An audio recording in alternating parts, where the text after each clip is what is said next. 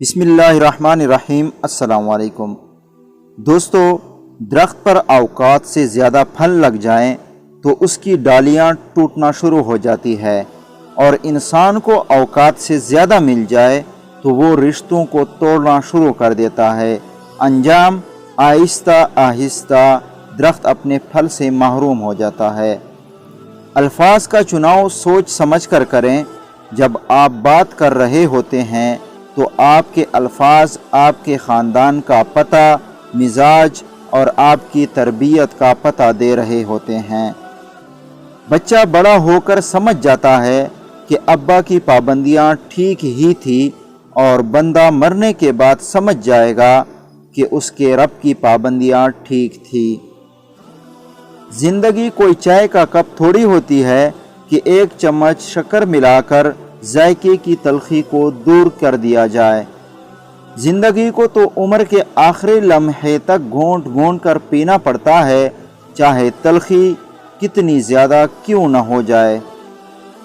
تہجد پڑھتے ہیں مگر اپنے بھائی سے بول چال نہیں رکھتے، ہر نیک کام کرتے ہیں مگر غیبت نہیں چھوڑتے۔ اپنی نیکیاں ایسی تھیلی میں جمع نہ کریں جس میں سوراخ ہو۔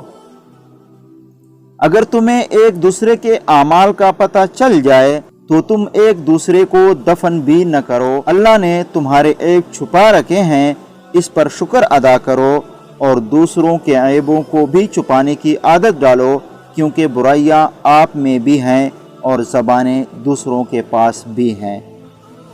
کچھ لوگ اپنے لیے ساری رات جنت کی دعائیں مانگتے ہیں، لیکن دوسروں کی زندگی انہوں نے جہنم بنائی ہوئی ہوتی ہے۔ ہم کسی کے دل میں جھانک نہیں سکتے، یہ جان نہیں سکتے کہ کون ہمارے ساتھ کتنا مخلص ہے، لیکن وقت اور رویے جلد ہی یہ احساس دلا دیتے ہیں۔ اپنی طرف سے بھرپور کوشش کیجیے، سخت محنت کیجیے، طریقہ صحیح اور جائز اختیار کیجیے، دعا کیجیے، پر امید رہیے، اور نتیجہ اللہ تعالیٰ پر چھوڑ دیجیے۔ زبان دراز لوگوں سے ڈرنے کا کوئی فائدہ نہیں، وہ تو شور ڈال کر اپنی بھڑاس نکال لیتے ہیں، لیکن ڈرو ان لوگوں سے جو سہ جاتے ہیں، کیونکہ وہ معاملہ اللہ کے سپرد کر دیتے ہیں۔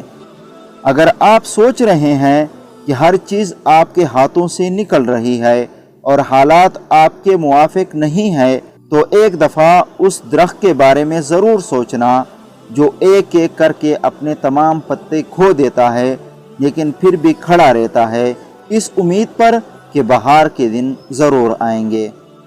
مجھے اتنا عجیب لگتا ہے کہ لوگ ہماری زندگی کا ایک صفحہ پڑھ کر ہمارے بارے میں پوری کتاب خود ہی لکھ دیتے ہیں۔